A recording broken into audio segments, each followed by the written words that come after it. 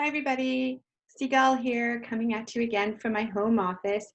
I'm hoping that my recording this week finds you all continuing to be in good health, staying safe, staying mostly sane, because at this point it's going to be hard to be completely sane, and having watched episode 1 and 2 of The Spy, my recommendations for this week. Um, I wanted to begin my time with you today talking a little bit about the director, a little bit about the actor who plays Eli Cohen, and why in particular the director was inspired to create this series. In addition, I wanted to go into some of the particulars and themes that I paid attention to as I was watching these 2 episodes. But before I even start down that path, I wanted to explain why it is that I've made a shift from film into television.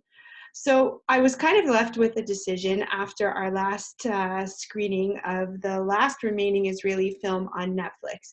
The decision at that point was to leave the Netflix platform and continue to pursue Israeli film. But I was a little bit challenged in that how would we all be able to find these amazing films that are out there without additional expense, etc., and difficulty. And so I decided instead to stay with the platform of Netflix and see what I could find for you that would still have either Jewish content or ideally Israeli content. And I decided to begin our journey together into the realm of television with The Spy.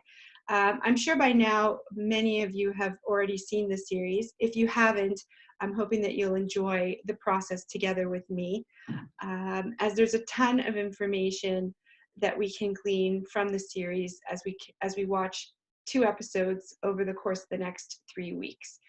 So without further ado, there's a ton of information. I have notes all over the place here because this one took me actually down a road with my family, which I'm going to get to a little bit later in the video. And also, of course, gave me the opportunity to learn a lot, do a lot of research, and share what I'm learning with you today. Okay, so a bit more about Gidon Raff, the director of the series The Spy, based on the life of Eli Cohen, the infamous Mossad spy. We first encountered the work of Gidon Raff together with our very first film review that we did together, which was the Red Sea Diving Resort. He directed that film as well. He's I guess what I found when I researched him actually is that he's referenced as really a human bridge between the diaspora and Israel. His work is critically acclaimed within Israel and also outside of Israel, and he does a lot of his work both in and out of the country. For those of you who aren't familiar with his impressive film resume, he is most famous for the production of the series Prisoners of War, upon the critically acclaimed drama series in Israel, upon which the very popular United States series Homeland was based. It's basically, it deals with a whole slew of intricacies surrounding espionage and the returning of hostages.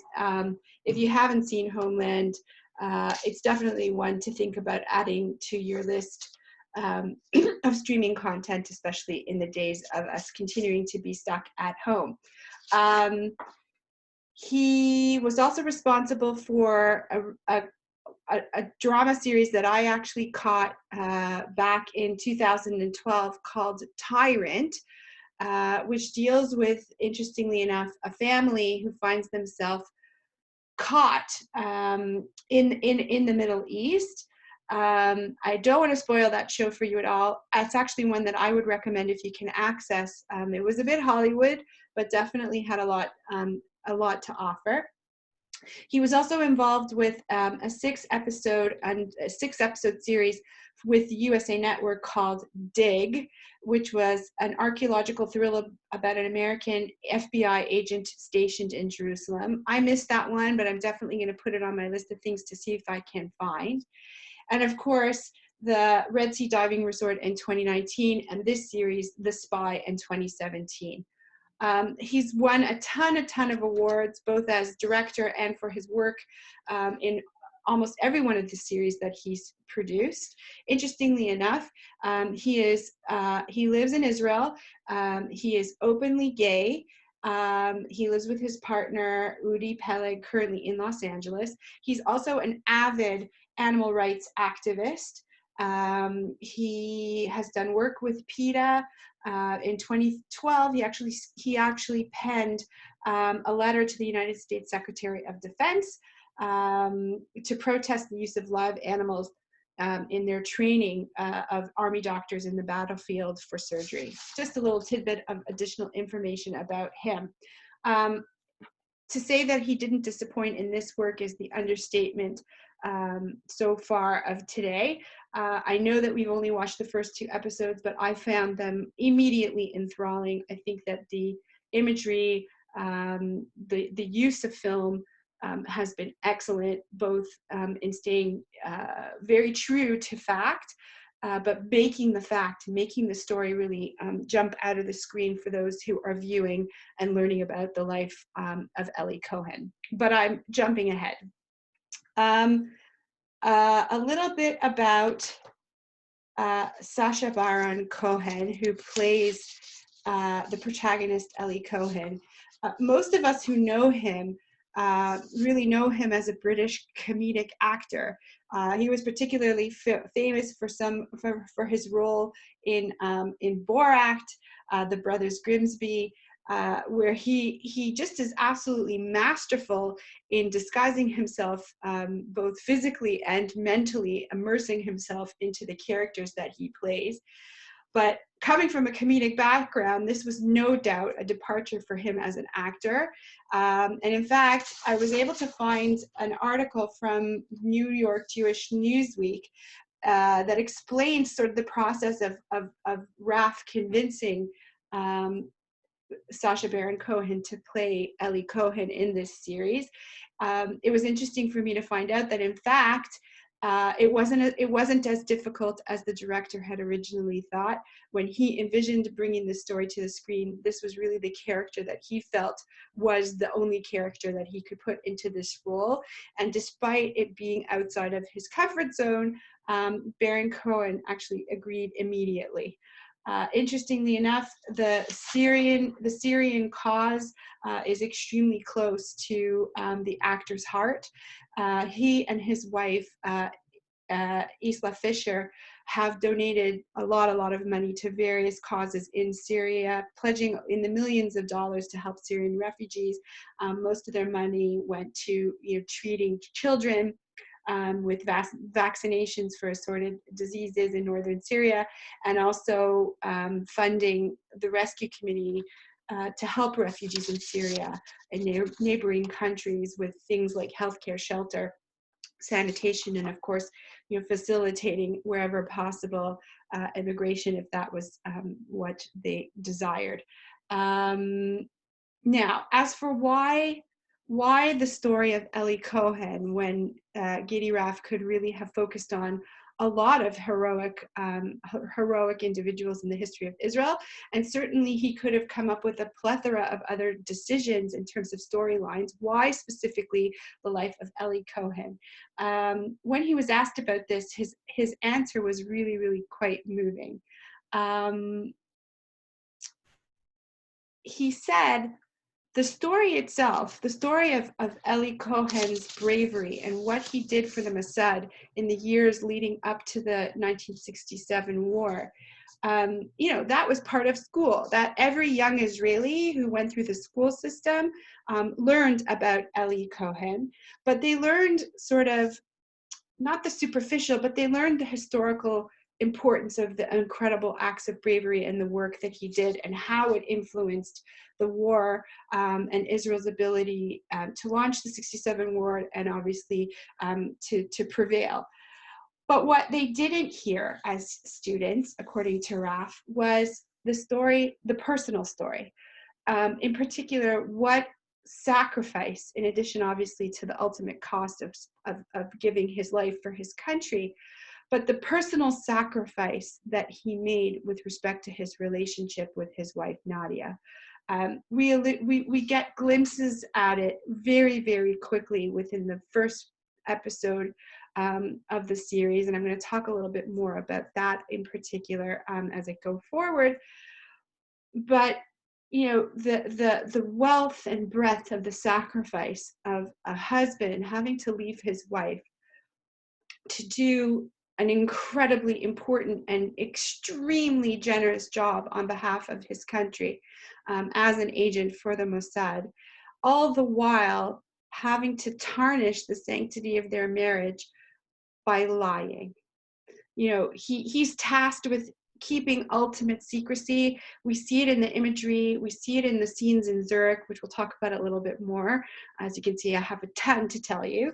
But that idea of healthy marriages hopefully being built on a platform of honesty and trust, and him having to betray that trust in order to stay true to the relationship of love that he has with and for his country, was really the motivating factor for the director to produce this series. And it's that relationship that really comes through, among other things, in my opinion, so beautifully in the first and second episode of the show.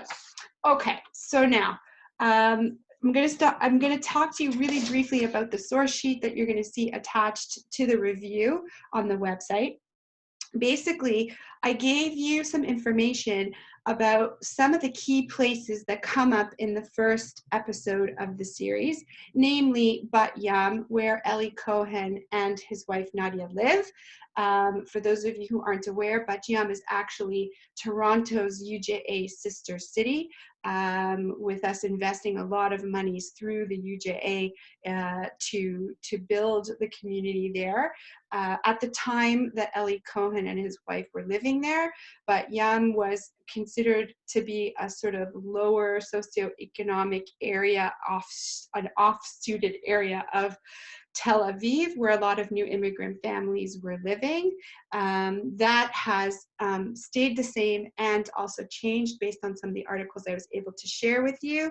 It is currently still an area that a lot of new immigrants settle in when they make Aliyah to Israel, including a rather large Ethiopian Israeli population, which ties us back to our first film suggestion. But it's also over the years has become invested in and invigorated.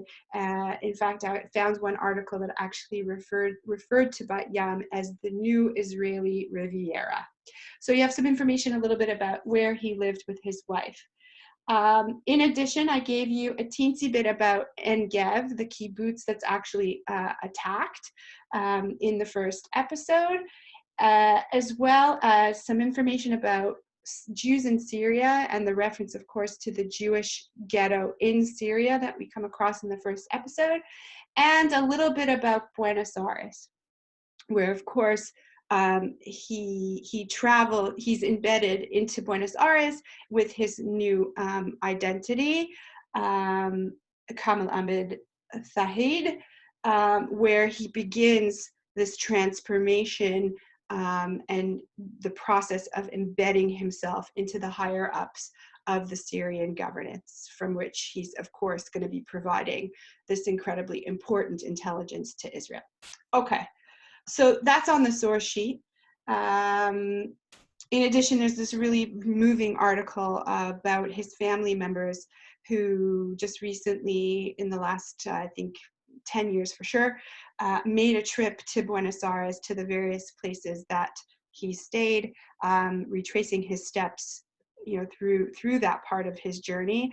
All the while, his wife is still begging the Syrian government to return the remains of her husband.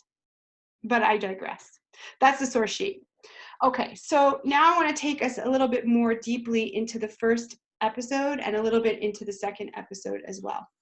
So in terms of how the film was created and done, I thought it was masterful.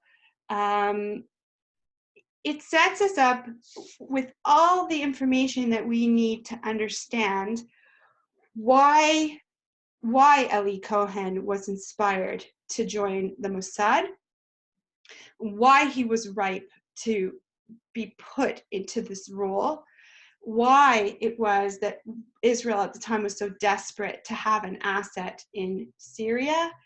And it also gave us some incredible imagery in terms of how they transformed him into his alter ego. The film opens up obviously on the date of his death, May 18th, 1965. We know that he was publicly hung after a makeshift trial, and his body was left to hang in public for days and days on end. And then the film immediately takes us from that end date to the beginning of his story. The use of the imagery of the moth, I'm not sure if you guys noticed, to me was incredibly artful and basically bookended his story from beginning to end. At the beginning, we see the moth that he sees out of his cell flickering against the light, the same motif of that live moth he sees flickering at the beginning of his journey before he's even started his training. And of course, at the end of the first episode, as we see him being led out of his cell, we surmise to be hung, that same moth that was alive is now dead.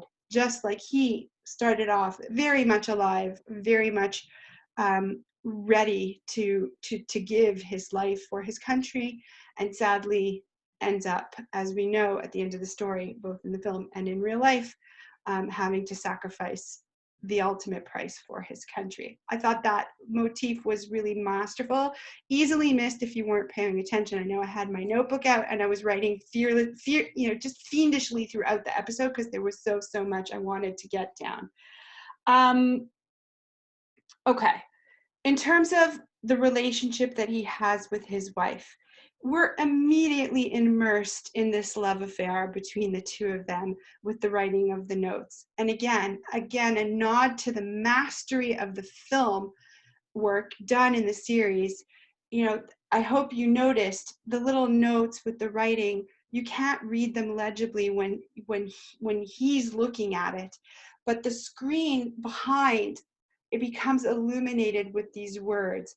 So telling and so beautiful, because it lets us into this playful, absolutely adoring, all-encompassing love that the two of them share, with them placing notes in opportune places. I remember laughing out loud when the note was found in his sandwich that she packs for him when even before he's applied this last time to be accepted into the Mossad. And I remember also crying when he discovers the note in his shoe when we see him for the first time in Zurich, Switzerland. Beautifully done, in my opinion, by the filmmaker. Now, a little bit of, in terms of why do I feel very strongly that they gave us all the background that we needed in order to understand where he was coming from. Obviously, the level of patriotism in Israel is unquestionable, just like the level of patriotism in Canada for most of us is also unquestionable. But how does this gentleman go make this leap from patriot to spy, putting his life on the line? And again, I think they did a really great job of giving us all the information. All the while, it was extremely entertaining to watch. So, you know, there's that scene where he goes to this party in Ramat HaSharon with his wife. His wife, we find out, is a dressmaker for some of the more affluent members in the community, and she gets invited along with Ellie to a party. Ellie's features, because he's an Egyptian Jew, he gets mistaken immediately by the husband of the hostess for a servant, and he's asked, you know, to get him some sort of spritzer. I forget exactly what it was. Ellie's reaction was incredibly gallant, although I have to expect that it definitely stung a little. It becomes the subject of bittersweet joking in the bedroom between him and his wife after they come home from the party. But in terms of character development, a really, really important step to understand that he's an Arab Jew. He feels on his inside, in his kishkes, that he's an Israeli, but yet there are these incidents that make him feel pushed out into the periphery. And I think that probably might have influenced, I'm guessing, but would have influenced his decision to go the extra mile and join the Mossad when the opportunity presents itself, because through that he would absolutely solidify for anybody who might question his dedication, his patriotism, and his right to belong as part of the Israeli peoplehood in the land of Israel. Then the Engev kibbutz scene. So we find out as we find out before Eli actually becomes conscripted into the Mossad, we find out a little bit of a glimpse into what's going on within Israel, which precipitates the need to put an agent into Syria because there were no assets on the ground in Syria, and why it was that they felt that this was really leaving them open. The scene where the Engev kibbutz is bombed, and the overhead surveillance that the Israeli government has been gifted by its United States allies, and that whole scene with the barricade of military personnel. They see them on the road in a cavalry moving from point A to point B. Then the attack happens, and then this military convoy disappears. There's discussion within the higher ups of the Mossad that clearly this attack of Kibbutz Engev was a distraction, to distract from what that military convoy was doing and where they were going, because obviously from the aerial surveillance they can see nothing above ground that would be indicative of the Syrian government building anything along that border. I went to my go-to. I asked Professor Google, and I spent a lot of time asking Professor Google to please explain to me what it was that this distraction was meant to distract us from, and what was going on in Syria at the time.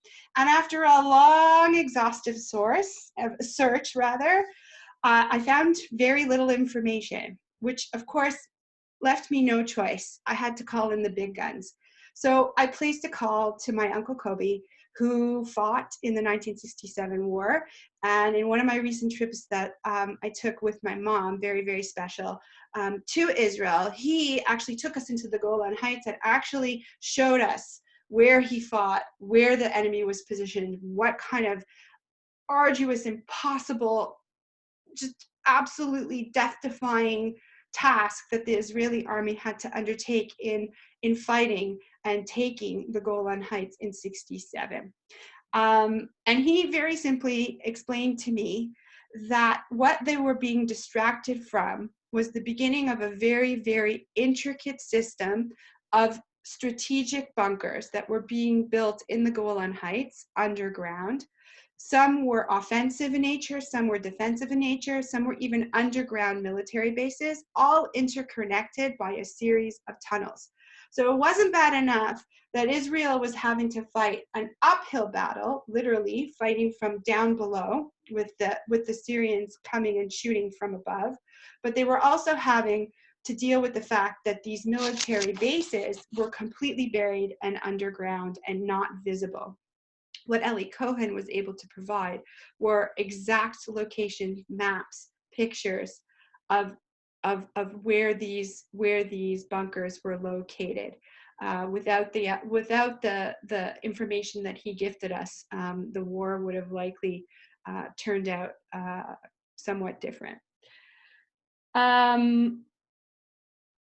Okay, it's also in this time in the first episode that we learn, in fact, that Eli had applied to the Mossad twice before and had been rejected. There was some interesting information that came out of that discourse as well, that he had a brother in the Mossad who was on the Egyptian desk, who sadly was arrested in Egypt smuggling people out. Jewish people out, and therefore his brother had a record. And the mere fact that his blood relation had a record had disqualified Eli from his original application. They put him in the not for us pile. Secondly, a motif that we heard about in a previous film when we were talking about another spy. The Mossad doesn't like volunteers, and Eli had volunteered not once, but twice. He had put in an application to join. They tend to prefer to recruit people of their own choosing, and this whole idea of volunteers made them extremely nervous. So he's disqualified. And then the things start to heat up, and we come to understand that the situation is so dire that they require an immediate asset in the field in Syria, so much so that the commander, the gentleman who is above Eli's handler, asks him, how long would it take you to have somebody ready to go? And he gives him a 2-year turnaround. He's absolutely way too long. He tells him he has 6 months. And in fact, it is within that 6-month period that they send Eli out into the field. Of course, the next piece of the episode is really devoted to the period of time he spends in Zurich, Switzerland. I found those scenes to be so immersive, so entertaining, but at the same time, just really difficult to watch, gut-wrenching almost. I'm talking, of course, about the scene where he comes into Zurich. He goes into the home of this older gentleman and his wife. He's ushered into a room. There's an extremely iconic cupboard with a sliding mirror that goes from side to side. He's asked to remove his clothes and change into his new identity. Everything that was Eli gets packed away into a cupboard and ceases to exist in that moment. And he transforms himself into his alter ego before setting out into Buenos Aires. We see the scene in reverse after his first tour in Buenos Aires comes to a close, and he comes back to Israel without knowing that his wife had been pregnant when he left, and that she has since delivered a beautiful baby girl. The scene was just riveting on both ends, masterfully done, and just really, truly, I think, helps the viewer immerse themselves into the huge task at hand for this gentleman, and how he had to literally leave Eli Cohen in that room in Zurich, transform himself into his alter ego to do the very important work that he needed to do in service for his country. Just beautifully, beautifully done. We then know that he goes to Buenos Aires, which they explain in the film was the Arab expat center. It's there that the backstory and all the particulars that the Mossad had put in place in terms of building up the backstory of his persona gets systematically checked in some really, really on the edge of my seat moments spent watching the first and second episode of the show. In my opinion, as I've said already a few times, masterfully, masterfully done. Okay, so now while we're still in Buenos Aires, we move into episode 2. And we get a lot of additional information that's really, really important. They make a reference to independent Syria. I didn't have time in my source sheets today to give you the full history lesson. I'm working on it. I'm hoping I'm going to have it to you in the upcoming episodes. I think it's important to understand both Syria's transformation in this period of time, having departed from the United Arab Emirates partnership that they had with Egypt, moving into an independent Syria. The film makes references to the plethora of military coups, which only lends itself well to the environment being ripe to insert Eli's alter ego into the political system. Really Israel striking not only at a time that they were in need, but really striking at a time where the environment was ripe to insert an agent and an asset into Syria. And of course, we also get a little glimpse into the fact that he was super, super, super green. That under perfect situations, the handler who said 2 years wasn't just, you know, blowing up the timeline so that he could come in and play the hero later to the powers that be and say, oh, I told you 2 years, but I really was able to do it in 1. Don't you love me now? It was actually 2 years that he felt was required to safely train Ellie for the job that they were asking him to do. So the idea of sending him in at 6 months was crazy. And in fact, beautifully and masterfully done on behalf of the director, by including that really scary piece of the puzzle at the beginning with the photographs. Again, it lends itself back to building an understanding for the viewer of what was potentially motivating Ellie to do this job in the first place. As I mentioned to you previously, I feel really strongly that he felt a need for some reason to prove himself as a patriot, to prove himself as a card-carrying, full-fledged Israeli sabra to the core. And that desire to prove himself actually makes him act outside of the orders that he was given to do, thus endangering the entire mission. By him stealing that camera bag from the photographer who was at the party at the embassy, he puts himself and everybody else who's working alongside him at risk. And they get out of it, as you see, by the skin of their pants. With that fight scene, which was also really scary, seat of your pants kind of viewing, but really amazing entertainment, and of course important for us to understand as viewers in order to understand and really feel the danger that Ellie was put in his role as his alter ego. The other little piece of information I wanted to share with you, again, sent me down the path of what my parents called memory lane, but for me, sent me to the experts, AKA another member of my family. There was a really powerful scene in which the head guy is sitting and he's listening to the radio.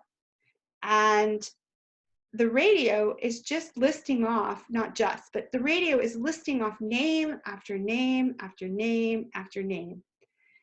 And he explains, as Dan, the handler, comes in, he turns off the radio and he explains to him, yes, I realize the chances of this actually panning out for me are slim to none, but I have to hold on to hope.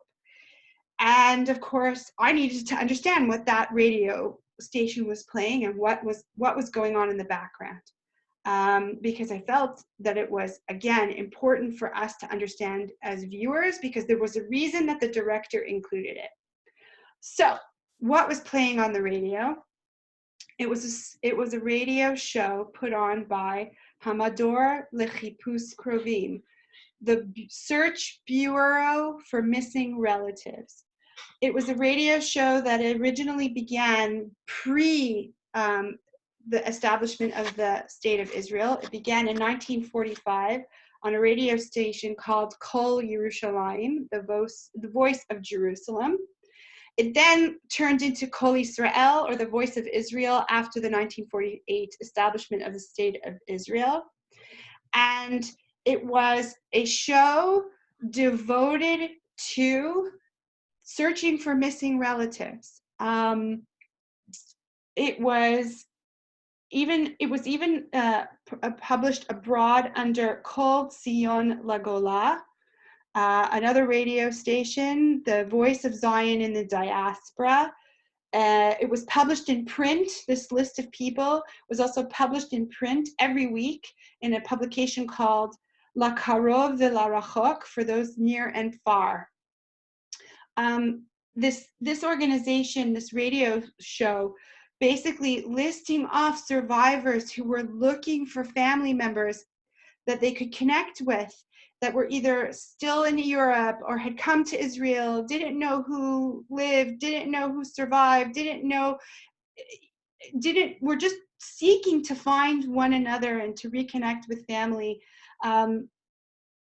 This went on from 1945 through to 2002. There were over 1 million such inquiries.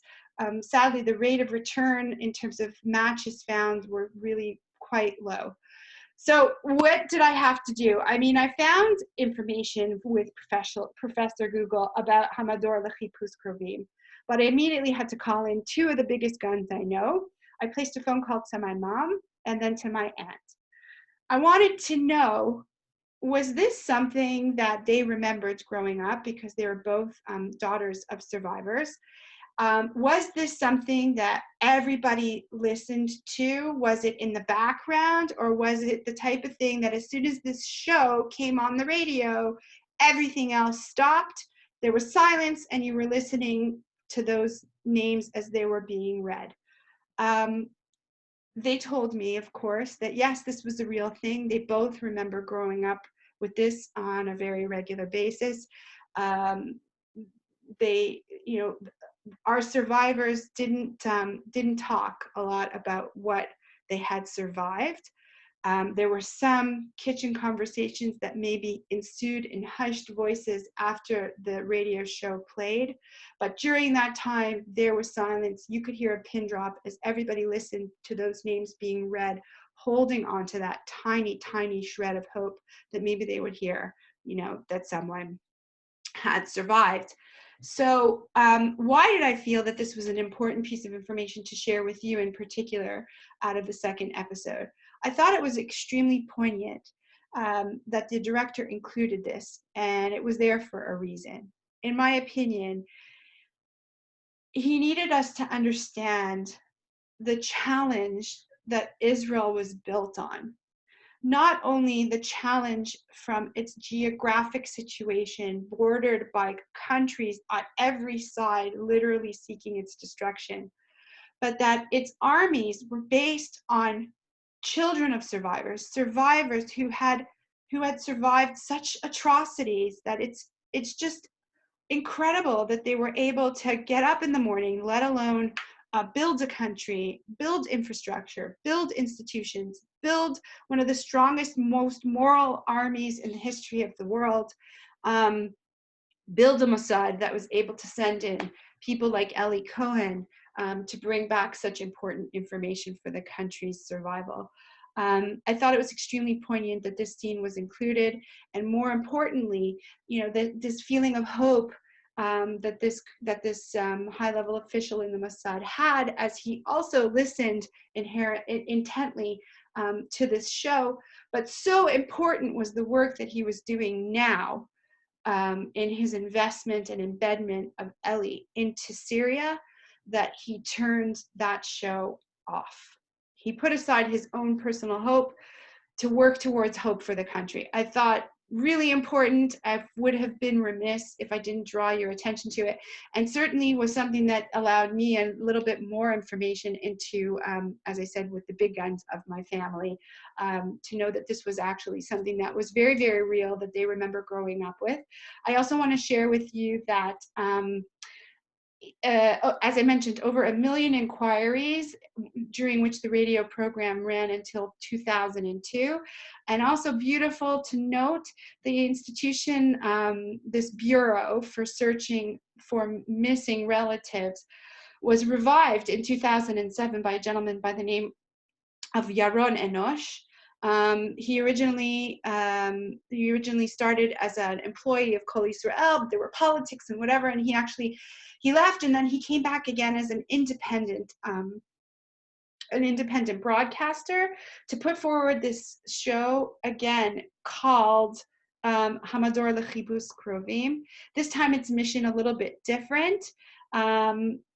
Yes, still looking for Holocaust survivors. Yes, looking for people who had familial connections in the Soviet Union and immigrated to Israel, looking for connections in Ethiopia for those Olim that had immigrated to Israel, and unfortunately, sadly, also looking for information about those who were missing in action, a sad reality that to this day, unfortunately, is part of the Israeli vernacular.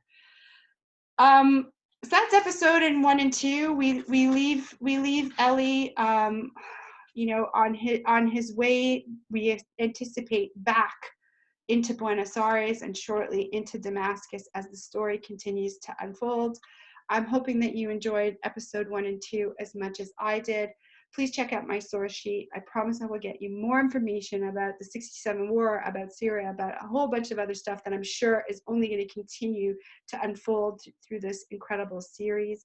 In the meantime, I wish you continued good health and good sanity and happy streaming.